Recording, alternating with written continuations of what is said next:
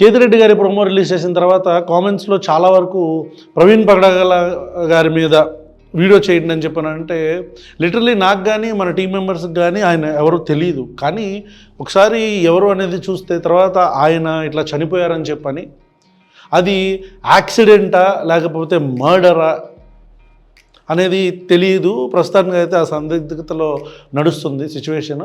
దాని గురించి ఆ సిచ్యువేషన్ గురించి మాట్లాడమని చెప్పని చాలామంది అడిగారు. So we wanted to talk about it. This video is about it. In first place Praveen Pagadala గారి కుటుంబానికి మా ప్రశ్న టీం తరపు నుంచి కండోలెన్సెస్. ఐ మీన్ ఒక మనిషిని మన కుటుంబంలో కోల్పోవటం అనేది దాన్ని దట్ ఈస్ ఇర్రిప్లేసబుల్, అది ఇర్రివర్సిబుల్ అనమాట. డ్యామేజ్ అనేది ఒక మనిషి మన కుటుంబంలో చనిపోతే అంటే ఇట్లానే అర్ధాంతరంగా మేబీ 70s 80s అట్లాగా మధ్యలో ఒక 30 40s చనిపోతే అది చాలా పెద్ద లాస్ ఆ కుటుంబానికి. So we want the family to be strong. Coming to the situation, first of all మేము మాట్లాడాలనుకుంటుంది ఒక వ్యక్తి చనిపోతే అది ప్రవీణ్ పగడాల కావచ్చు, లేకపోతే సమ్ ఎక్స్ అనే వ్యక్తి కావచ్చు, అది క్రిస్టియన్ కావచ్చు, హిందూ కావచ్చు, ముస్లిం కావచ్చు. ఒక వ్యక్తి చనిపోతే ఆ వ్యక్తి చుట్టూరు ఇంత హెవాక్ ఎందుకు క్రియేట్ అయింది? గందరగోళం ఎందుకు క్రియేట్ అయింది అంటే మనం ఒక మనిషిని చంపటం అనే ఒక మాటని చాలా ఈజీగా మాట్లాడేసుకుంటున్నాం. అంటే నువ్వు నా మతాన్ని తిడతావా, నేను చంపేస్తారా? నువ్వు నా దేవుణ్ణి తిడతావా, నేను చంపేస్తావురా? అంటే ఒక మనిషి ప్రాణం తీయటం అనేది మనం నార్మలైజ్ చేసేసుకున్నాం. అంటే ఆ మాటలు కానీ ఇవన్నీ కూడా అంటే సోషల్ మీడియా ఓపెన్ చేస్తే నాకు కూడా మా టీంకి కూడా దాదాపు రోజుకి ఒక 100 మెసేజ్లు అన్నా ఉంటాయి. అరే నేను లేపేస్తాం, అరే నేను చంపేస్తాం, అది ఇదని చెప్పాను. అంటే ఒక మనిషి యొక్క ప్రాణం విలువ అంటే నిజంగా ప్రవీణ్ పగడాల అనే వ్యక్తి క్రిస్టియన్ కాకపోతే హిందూ ముస్లిం అనుకోండి, అతను ఒక విమర్శ చేశాడు అనుకుందాం, గట్టిగా విమర్శ చేశాడు అనుకుందాం, ఏ మతాన్నైనా సరే అది చంపేసే అంత తప్ప. అంటే ఒక మనిషి ప్రాణంకున్న విలువ అంతేనా మనకి, మన సొసైటీలో? అసలు చంపడం ఏంటి? ఒక మనిషిని చంపడం ఏంటి? చంపుతామనే ఒక ధమ్కి ఇయటం ఏంటి? We have normalise this. ఇకపోతే ఈ సిచ్యువేషన్కి వస్తే ఈ ఉదంతం, ప్రవీణ్ పగడాల ఉదంతంలో ఇంత హెవాక్ ఎందుకు క్రియేట్ అవుతుందంటే మనం మతాన్ని చాలా ఎక్స్ట్రావెగెంట్గా అంటే జింగోయిజంకి లింక్ చేసేసి ఈ పదాలు అంటే మతాన్ని మనం ఎలా చేసేసామంటే ఒక మనిషి సృష్టించుకున్న మతం, మనిషి తనకి ఇష్టమైన దేవుడినో తనకిష్టమైన మతాన్నో తనకు తానే పూజించుకుంటూ తనలో తాను ముగ్ధుడు అవ్వాల్సిన మనిషి ఆ మతం గురించి వేరే వాళ్ళతో, వేరే మతస్థులతో, అంటే ఇతను ఆడు క్రిస్టియన్ అవని, హిందూ అవని, ముస్లిం అవని, ఇంకా సిక్ అవని, జైన్ అవని, ఎవడైనా సరే నా దేవుడు గొప్ప అంటే దేవుణ్ణి పూజించుకోవటానికి సృష్టించుకుని దేవుణ్ణి పూజిస్తా ఉండాల్సిన వీళ్ళు ఒకడు రాముడు గొప్ప అంటాడు, ఒకడు జీసస్ క్రైస్ట్ గొప్ప అంటాడు, ఒకడు అల్లా గొప్ప అంటాడు, ఒకడు మొహమ్మద్ ప్రొఫెట్ గొప్ప అంటాడు, ఒకడు కృష్ణుడు గొప్ప అంటాడు, ఒకడు శివుడు గొప్ప అంటాడు. అంటే నువ్వు శివుడిని పూజించుకోవాలి, నువ్వు జీసస్ క్రైస్ట్ని పూజించుకోవాలి, నువ్వు రాముడిని నువ్వు అల్లాని పూజించుకోవాలి. కానీ నువ్వేం చేస్తున్నావు? నువ్వు ఈ ప్రవీణ్ పగడాలకి దీనికి ఎందుకు లింక్ ఉంది అనేది నేను చెప్తా. నువ్వేం చేస్తున్నావు? మన సొసైటీలో మన వాళ్ళు ఏం చేస్తున్నారంటే నా దేవుడు గొప్ప, దానికి నా దేవుడు గొప్ప అంటే నేను నమ్మేవాడు దేవుడు అన్న దగ్గర నుంచి రెండో స్టెప్ కిందకి దిగి నా దేవుడు గొప్ప అని అక్కడి నుంచి డిబేట్లు పెట్టుకొని నీ దేవుడు అసలు ఏంటి అంటే దేవుళ్ళ యొక్క ఎగ్జిస్టెన్స్ గురించి, రాముడు ఎగ్జిస్టెన్స్ గురించి మాట్లాడుకుంటాం, జీసస్ క్రైస్ట్ ఎగ్జిస్టెన్స్ గురించి మాట్లాడుకోవడంలో తప్పులేదు, హెల్తీ డిబేట్స్ చేసుకోవడం. కానీ ఇది ఎక్స్ట్రావెగెంట్కి వెళ్ళిపోయి ఎదుటివాడు ఏదైనా మాట్లాడితే తీసుకోలేని ఒక భావజాలం మన మైండ్లో వచ్చేసి మనం నా దేవుడిని అంటావా, నా మతాన్ని అంటావా, నా ధర్మాన్ని అంటావా అని చెప్పని మనం ఇది అందరికీ వర్తిస్తుంది. ఇది కేవలం హిందువులకో, క్రిస్టియన్స్కో, ముస్లిమ్స్కో కాదు, ప్రతి ఒక్కరికి వర్తిస్తుంది.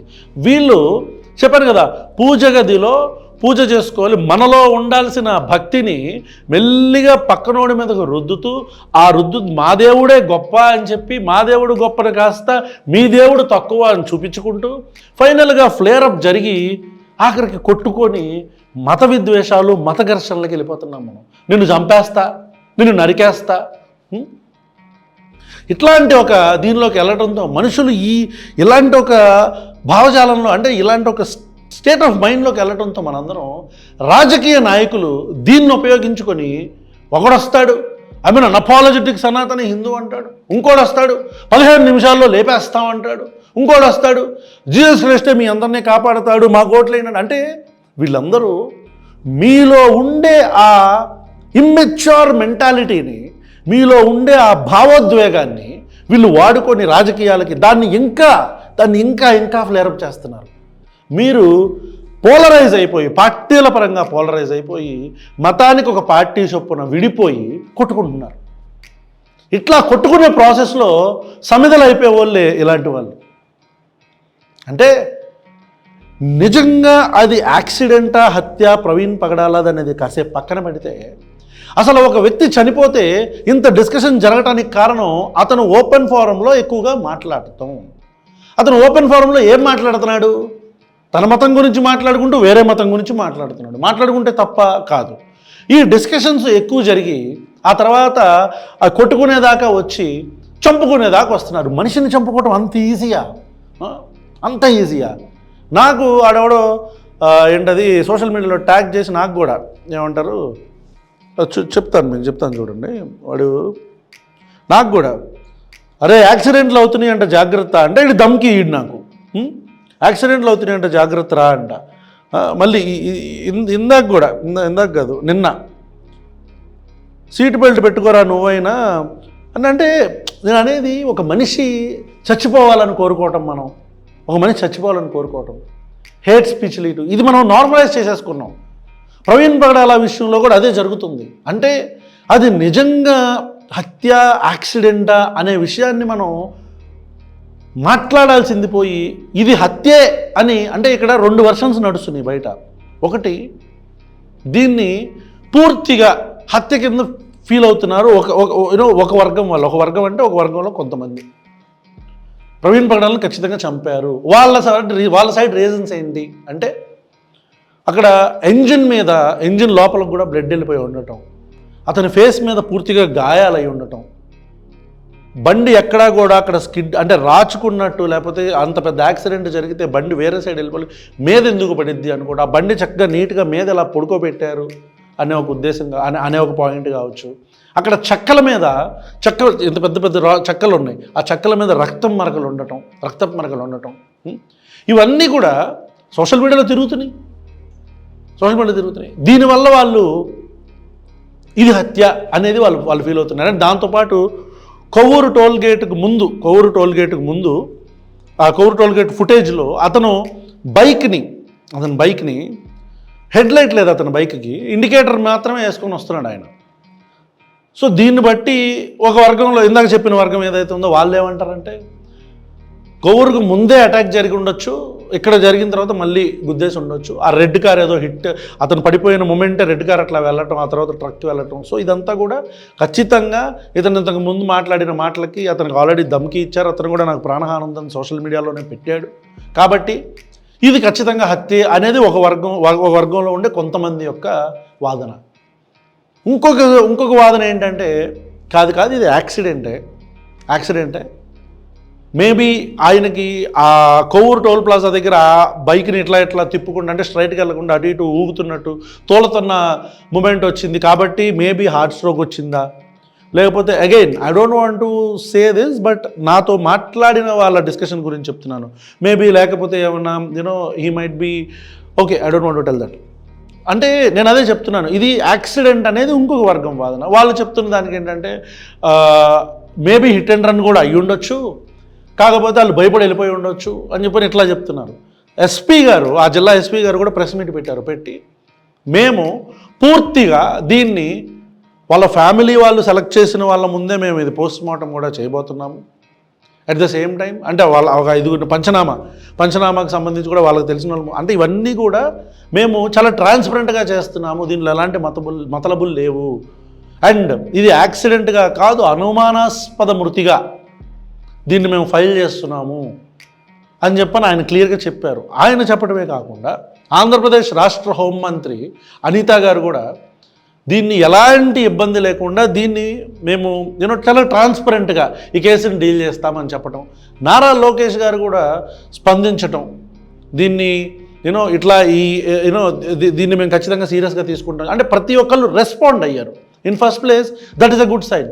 అండ్ నా వ్యక్తిగత అభిప్రాయం Telugu Desam party has a strong secular ideology.